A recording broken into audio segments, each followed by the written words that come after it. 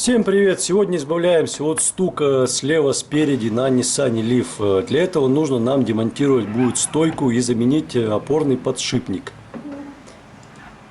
Стоечку снимаем, опоры амортизатора переднего левого и подшипник опоры амортизатора меняем. Для этого нужно полностью снять стойку, все открутить, затем стянуть ее стяжками и открутить уже центральную гайку, на которой крепится и сам, собственно, опора с подшипником.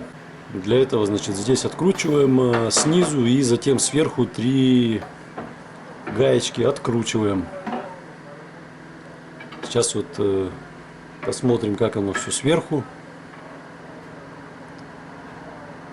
Вот, все. Вынули все, стойки сейчас у нас нет. Сверху здесь отверстие с 3 крепежами.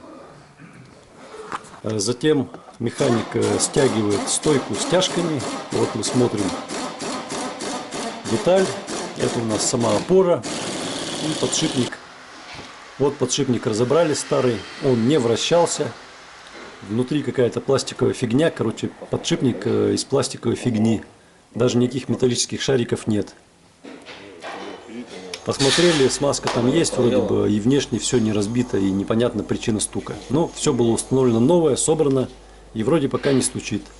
Подписывайтесь на канал, ставьте лайки, до новых встреч.